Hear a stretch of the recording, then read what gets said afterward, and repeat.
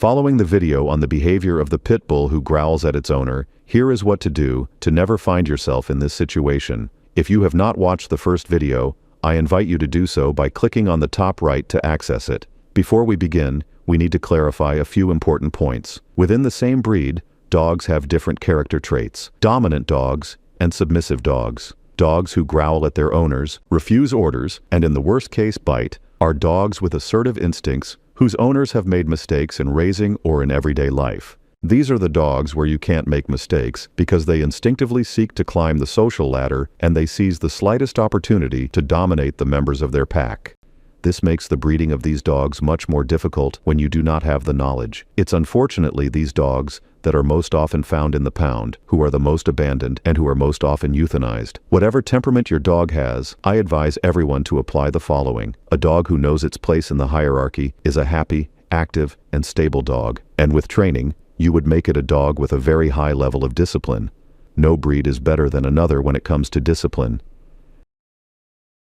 Be your dog's leader. Here's the do's and don'ts to keep you and your family above your dog in the hierarchy. So that the video is not too long, we will summarize the life of the dog in 3 points. First point, social life in a pack. In the pack, the dominant dogs assert their dominance by fighting. It's their way of showing who's stronger. Your dog considers your family as its pack.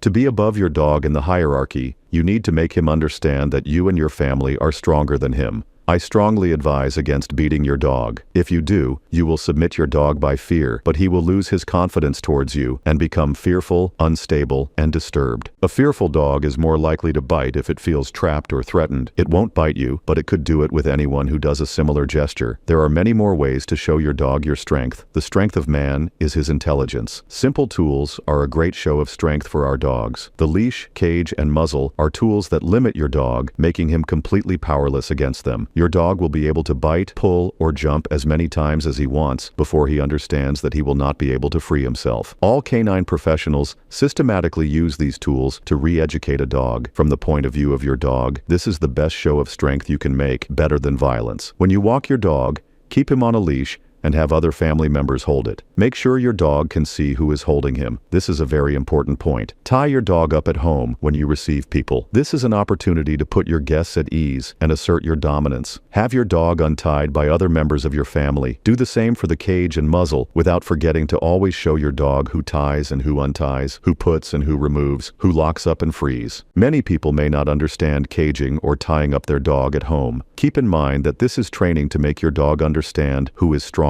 and above him in the hierarchy. This training is to be done at the beginning if you are adopting an adult dog or during its growth. Do it again anytime you feel your dog is trying to test you or your family. When your dog does something wrong, take the opportunity to redo this training to reprimand him if you want to reprimand him. Do not beat him. Raise your voice while standing in front of him. It is very important that he must see you taller than him and then tie up or lock up your dog. Order him to sit down and make him wait a little before releasing him. This is very important because he must understand that everything happens only when you decide and order it.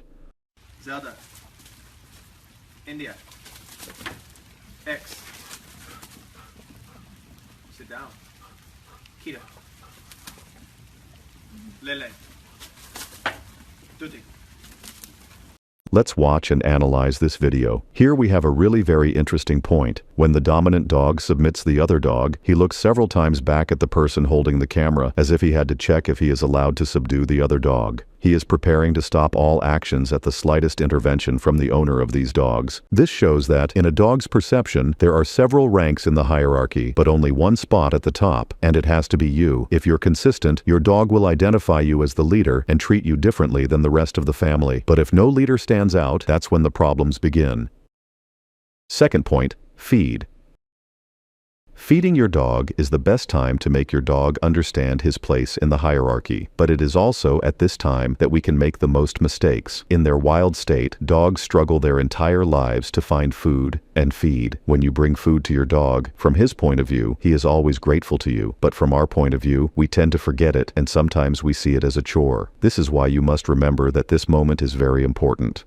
I don't recommend wanting to automate this moment by leaving the bag of kibble open on the floor or feeding it by any automatic dispensing machine. The dog should always see you or your family feeding him. This is extremely important so that your dog can understand the benefits you bring and the importance you have in his life. If you feed your dog at the same time as you, never feed your dog before you do to get rid of this chore, and eat quietly in front of your television. In the pack, it is always the dominants who eat first and the best pieces. If your dog sees that he eats before you do, his instinct can encourage him to adopt a dominant attitude towards you. Show him that you eat first and that he only eats after you and your family. He must see you eat before him. It's very important. Don't tolerate him getting on the table or eating without your authorization. If he already has this bad habit, use your leash and tie your dog close to you to watch you eat with your family. And then, feed him. Repeat this training until he learns to take his turn. If you feed your dog at other times than you do, each time you feed him, make him wait a few moments before allowing him to eat. Okay. Keeping him waiting allows you to maintain your authority and thus keep your place in the hierarchy. If your dog has not learned how to do this, use your leash to tie up your dog and place his food in front of him and out of his reach. Order him to sit down. Once seated, slowly bring his food closer, making sure he is always seated. Make him wait a while and give the order so that he can eat. Repeat as many times as necessary until he learns. When he begins to eat, try calmly taking the bowl back once or twice. It is the instinct of dogs to defend their food when they don't consider you as the leader. It's a good indicator to know how your dog perceives you or your family in the hierarchy. Don't push this test. Do it safely only once or twice, and don't starve your dog. Have all of your family members do this training. Always be present the first times. 3, there's hungry. Okay.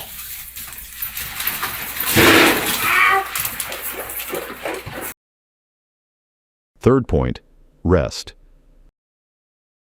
Many people let their dogs sleep with them, get on the couch, or ride on them. This is something that I advise against for this simple reason. In a pack, the dominant dog retains the privilege of sleeping in the best place. Dogs with assertive instincts often seek high or central spots, which can signal confidence or a claim over space. Letting your dogs have a height higher than you can stimulate their instincts and lead to an attitude of domination. Many people disagree with this because they let their dogs sleep with them and observe they still have a higher position than their dog in the hierarchy. But maybe your dog is not a dominant profile, or you have taught your dog to sleep with you. Maybe you have been raising your dog since birth. In the pack, newborns are always at the bottom of the hierarchy and obey and learn much better than an adult dog. This is why people prefer to own a dog only if it is a puppy. But some people adopt adult dogs that may be dominant in nature, and those can be dangerous. So for them to believe that there is no risk in letting their dog sleep with them is a mistake.